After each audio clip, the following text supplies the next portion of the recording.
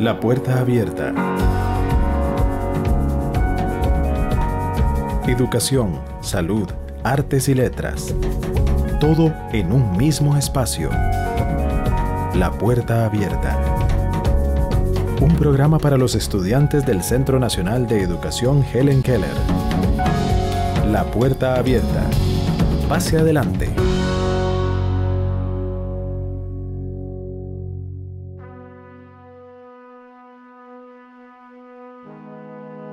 Les saluda la profesora María Madrigal del Servicio de Apoyo Educativo en Baja Visión.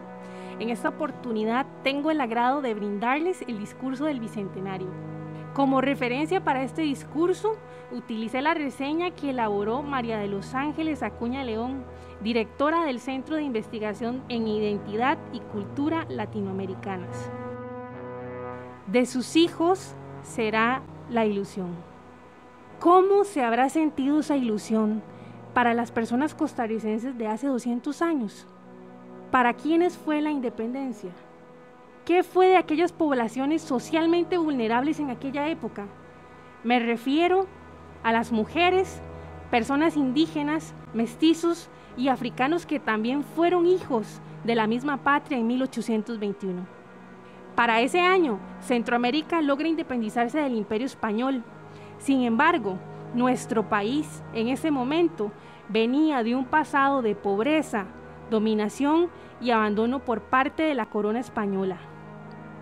Un contexto de una Costa Rica colonial, donde las personas que tenían voz para aquel entonces eran los criollos, es decir, hijos españoles naturalizados o nacidos en América, cuyo linaje o antepasados prácticamente eran europeos.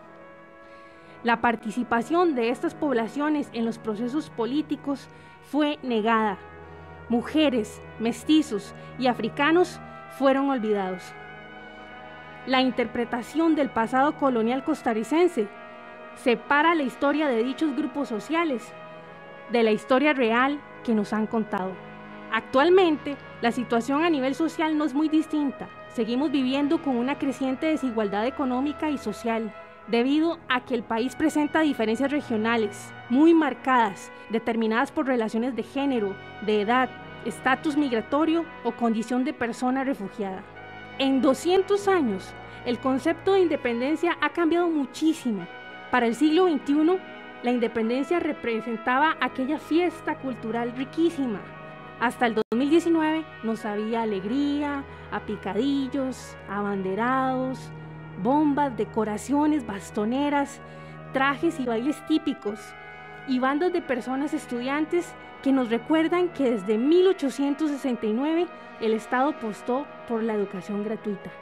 Pero fíjense ustedes que para el siglo XIX, entre los años 1800 y 1900, la independencia de 1821 era para los costarricenses un día sagrado, de orgullo, el gran día de la patria, una fecha hermosa, gloriosa, célebre, el himno de la libertad, la proclamación de la autonomía, una solemnidad histórica, una fiesta patriótica, un acontecimiento para la República Democrática.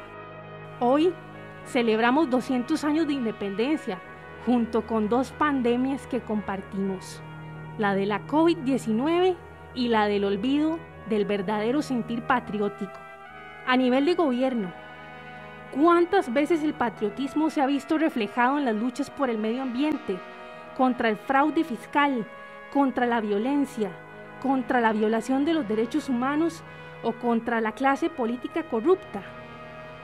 ¿Quiere sentirse patriota y creer en la patria? Patria son los estudiantes, el medio ambiente, los miles de costarricenses que no pueden comer 3 veces al día, los jóvenes que no podrán ingresar a universidades de calidad, las mujeres que sufren o mueren por violencia, los padres y madres que sufren alienación parental o agresión por parte de sus hijos, las personas adultas mayores con pensiones de miseria, los trabajadores sin derechos laborales y los jóvenes sin futuro y los que están sobrecalificados para un puesto. El verdadero patriotismo, más allá del sentimiento que tienen las personas por pertenecer a su tierra natal o adoptiva, debe ser un proyecto para proponer alternativas que involucren a los gobiernos y a los distintos sectores de la sociedad civil para unir y liberar a los pueblos del mundo.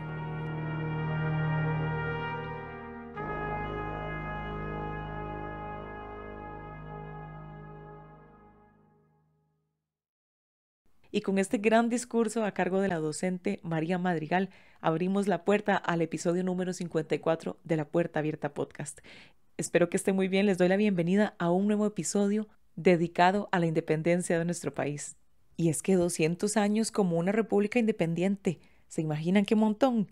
Todo lo que ha pasado en la historia de nuestro país, bueno o malo, incluyendo que el bicentenario nos llegó en medio de una pandemia. ¿Quién lo iba a decir? Pero ¿alguna vez se han puesto a pensar cómo era nuestra Costa Rica en el año 1821?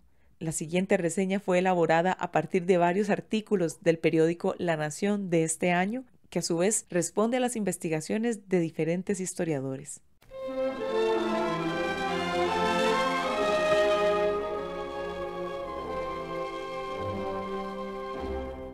La moneda estaba en manos de un pequeño sector de la población, personas que habían logrado vivir del comercio colonial, que por cierto era muy poco.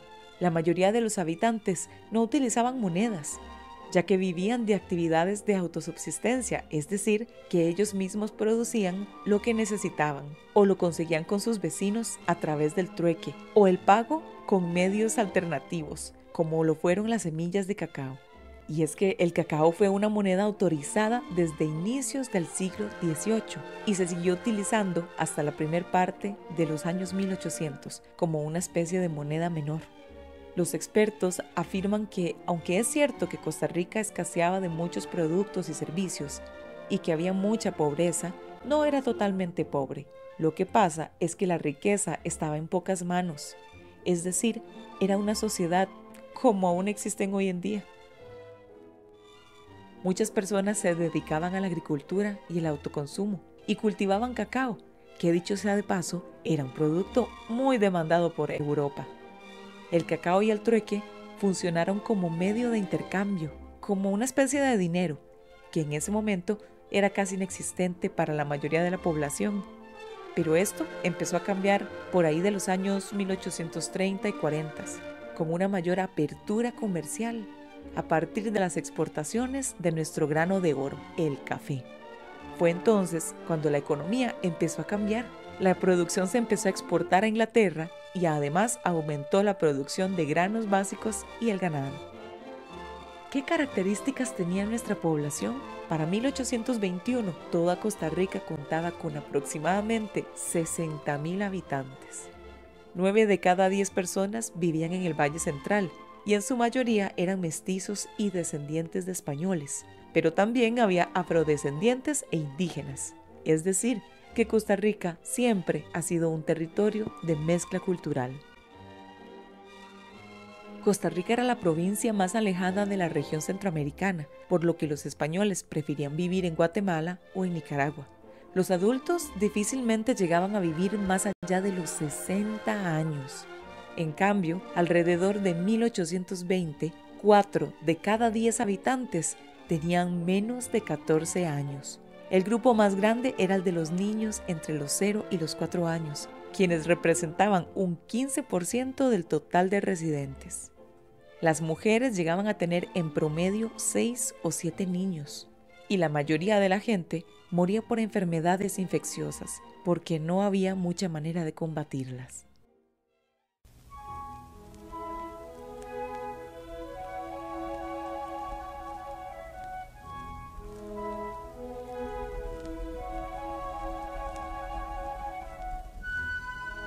El 60% de los costarricenses de entonces descendía de uniones entre indígenas y españoles, y un 18% eran mulatos, es decir, la unión entre españoles y afrodescendientes. A los hijos de europeos se les llamaba españoles o blancos. Y hacia la época de la independencia, según el censo del rey de España, la población indígena costarricense rondaba el 12%, una cifra baja en comparación con la que registraban otros territorios de la región, como Guatemala, donde los indígenas representaban cerca de un 60% de los habitantes. Pero, ¿por qué en Costa Rica era tan poca la población indígena? En parte, las personas indígenas de Costa Rica no eran muchas, pero además disminuyó significativamente en el siglo XVI, cuando los españoles los conquistaron y murieron, ya fuera asesinados o contagiados de las enfermedades que traían. En ese entonces no había negocios, lo que había era vinaterías y chicheras, donde se compraba el vino y la chicha. Los únicos edificios públicos importantes eran las iglesias, y no eran muy altas, esto debido en parte a la pobreza colonial y también por los terremotos. En 1821, sobre todo en provincias como Heredia, Cartago, San José y Alajuela, las casas eran de adobe o también de ladrillos hechos de una arcilla que parece tierra. Las casas eran blancas por dentro y por fuera, sin ventanas de vidrio, sino que eran abiertas. Los corredores eran anchos y servían para terminar algunas labores agrícolas, como desgranar el maíz. Muchas de las casas de la clase media no cubrían sus techos con tejas, sino que lo hacían con paja. Y también solía haber un pilón donde se pilaba todo tipo de alimentos, como el arroz, los frijoles y el trigo. Ay, pues claro, un horno de barro hecho de ladrillos cocidos y un moledero donde preparaban y picaban las comidas. ¿Y cómo vestían los costarricenses de ese entonces? Bueno, valga decir que uno de los principales oficios que tenían las mujeres era la costura, pero no lo hacían a máquina, sino a mano. Las mujeres usaban camisola y una falda larga que llegaba hasta los tobillos, y los hombres usaban su camisola y unos pantalones cortos para poder realizar las labores agrícolas. Las ropas solían ser blancas, y la tela que más se usaba era la manta, que se derivaba de componentes indígenas, con botones de madera o de marfil, los que forraban con telas para que combinara con las camisolas. Los hombres usaban sombreros de copa no muy alta, que hasta los campesinos usaban para trabajar la tierra. Todavía no se utilizaba el chonete. Los zapatos, si es que habían, eran muy sencillos, no tenían tacones o hebillas. En realidad, la mayoría del tiempo utilizaban sandalias. ¿Y qué actividades realizaban los ticos después del trabajo? Pues la actividad por excelencia de la época era ir a misa, que se realizaba todos los domingos. Y era en esta actividad en que las personas socializaban, veían a posibles candidatos para esposo o esposa, se ponían al tanto de las noticias del pueblo, por no decir los chismes. Y era el día en que las personas sacaban lo mejor que tenían en su armario, como diríamos hoy, la ropa de domingo. Las mujeres casadas llevaban crucifijo al cuello y si eran solteras usaban relicarios. Bueno, y luego de escuchar un poco de cómo era Costa Rica en el momento de la firma del Acta de Independencia, ¿qué les parece si escuchamos un poco de música? Costa Rica baila y canta, compuesta e interpretada por Carlos Guzmán. La puerta abierta.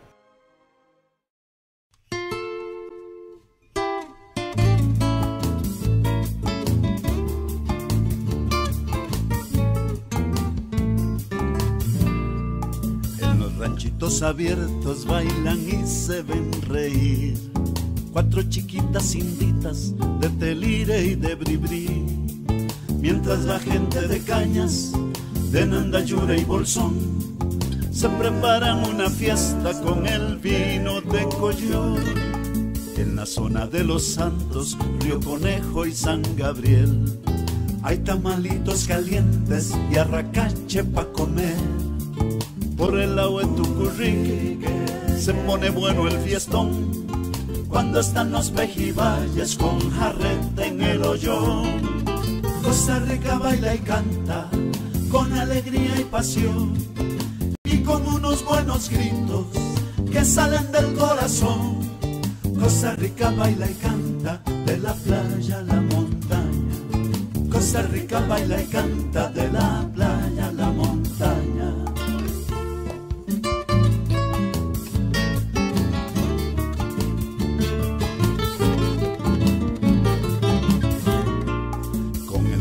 Del calipso se desborda el carnaval, en Limón y Puerto Viejo, en Matina y en Batán. Una paila de chicharrones se cocina en Puriscal, y una chiquilla preciosa de Tabarcia va a cantar. En el parque de Zarcero, entre figuras de ciprés, baila un viejillo descalzo que hasta vuela con los pies. Y para rezarle a la Virgen, en Cartago y en Cachí, se cocina una olla de carne con chayote y con ñampí. Costa Rica baila y canta con alegría y pasión, y con unos buenos gritos que salen del corazón. Costa Rica baila y canta de la playa a la montaña. Costa Rica baila y canta de la playa a la montaña.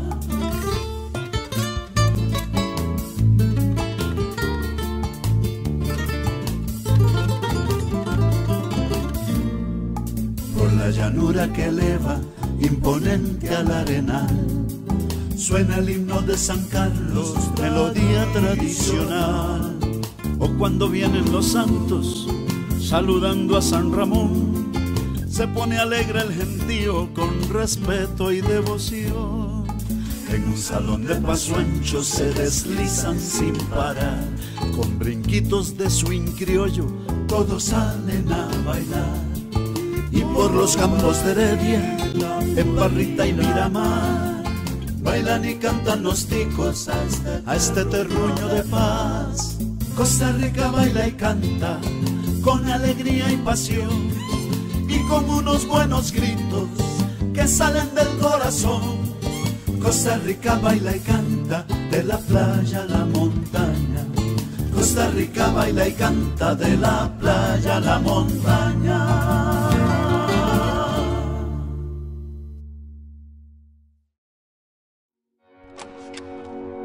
Está escuchando La Puerta Abierta.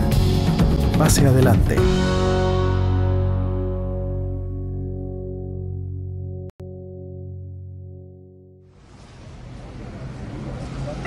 Paisajes sonoros.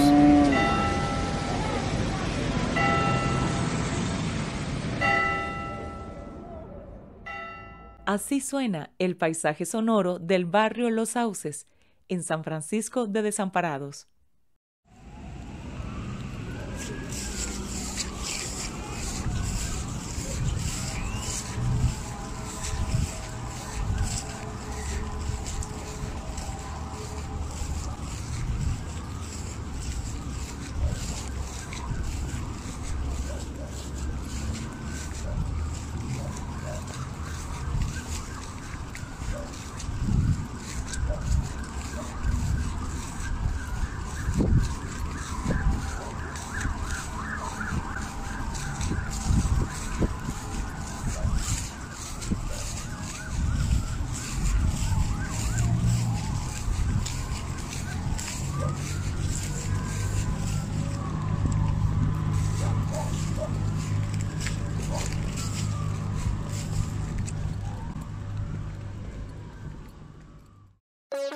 Teatro para tus oídos.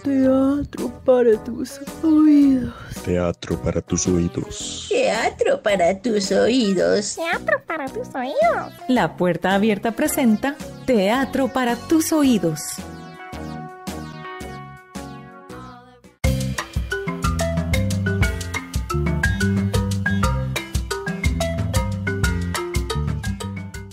Y en un mundo paralelo, sin COVID y como si septiembre fuera un mes normal, Caro, Juancho y Cris se reúnen una tranquila tarde de domingo a conversar un ratillo.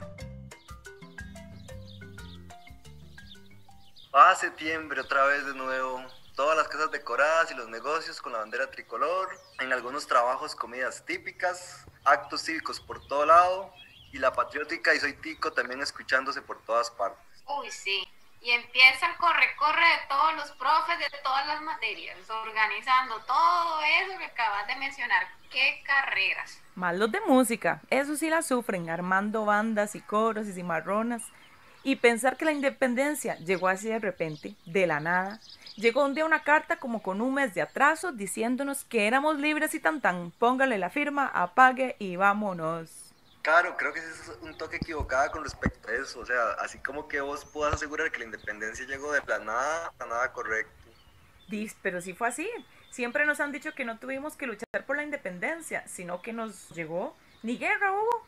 Bueno, no en ese momento, no todos los países, pero la independencia no salió de la nada, fue una cadena de sucesos en diferentes países y en diferentes años. Además, la independencia de Costa Rica no empezó ni acabó ese día. Hay varias posibles fechas, de hecho, por ejemplo, la fecha que llegó el acta, que fue el 13 de octubre, o el 29 de ese mes también, que fue cuando se firmó. Ay, Cris, qué exagerada. ¿Qué tiene que ver lo que pasara en otros países con nuestra independencia? Ay, Caro, cualquier revolución o proceso independentista tiene antecedentes, Juancho, Pues ¿cierto obvio. o no? O sea, siempre hay antecedentes externos con respecto a un acontecimiento histórico. Por ejemplo, en el caso de la independencia de América, muchísimo la Revolución Francesa y las ideas de la Ilustración.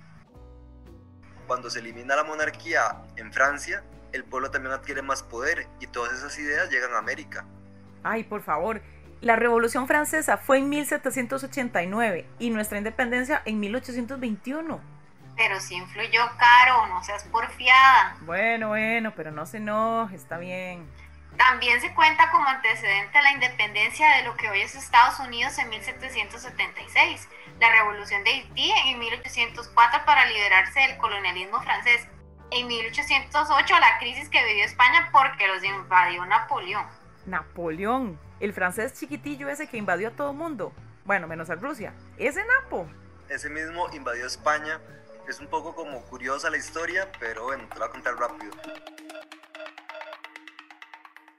El rey Carlos IV apoyaba a Francia y ese quería invadir Portugal, entonces el punto es que el rey Carlos IV le da permiso a Napoleón para que entre a España, para que invada Portugal.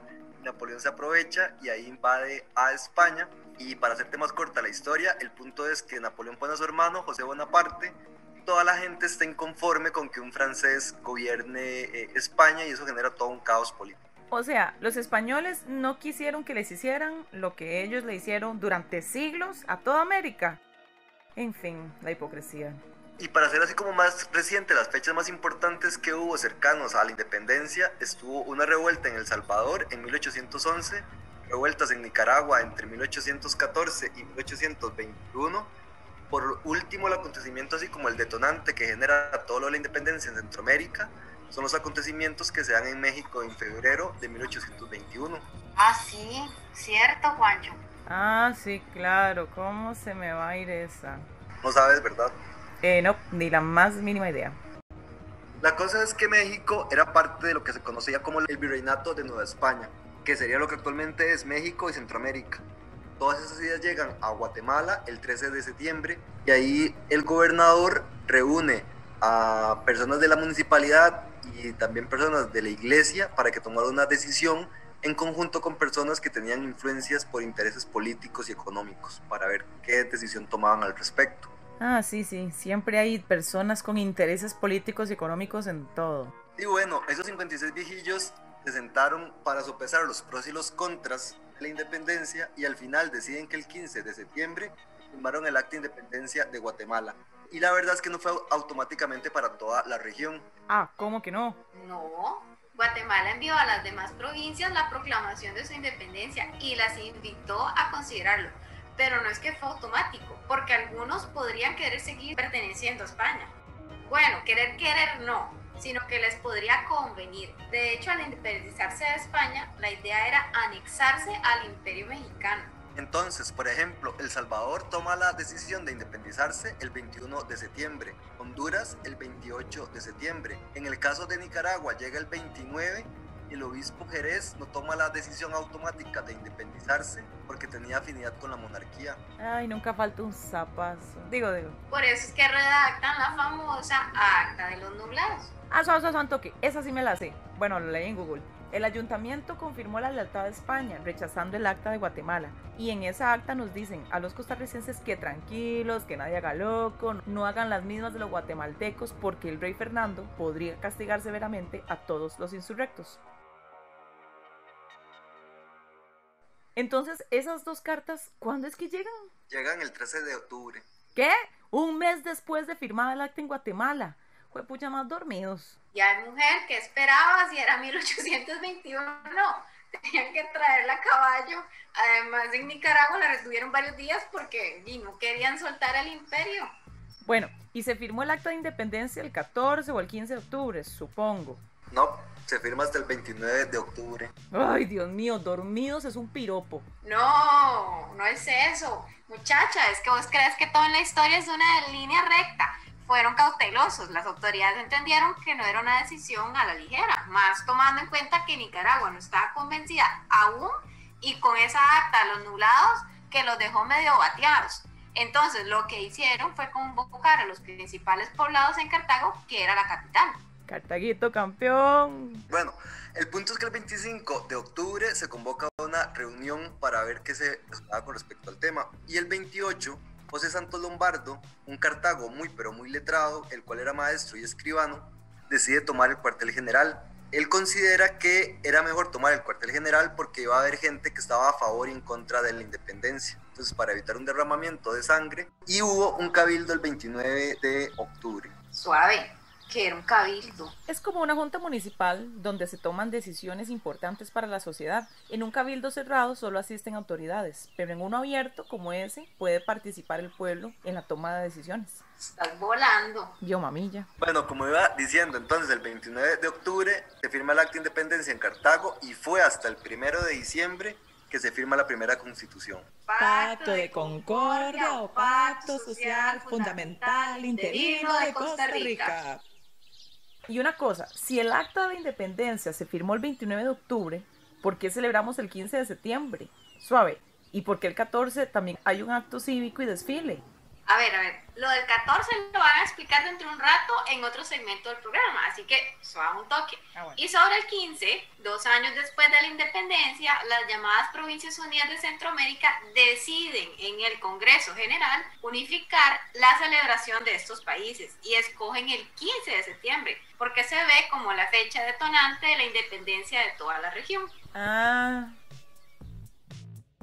Sí, la verdad es que estaba bien equivocada yo con eso de que la independencia de Costa Rica salió de la nada. Pasaron muchísimas cosas y en varios países. Al final de cuentas, sí fue una lucha. Hubo personas que dieron pequeñas y grandes pero desconocidas batallas que fueron el origen de la independencia de lo que hoy disfrutamos en toda América. Tranqui, eso pasa, es un proceso histórico y complejo, el cual no es fácil de contar en poco tiempo.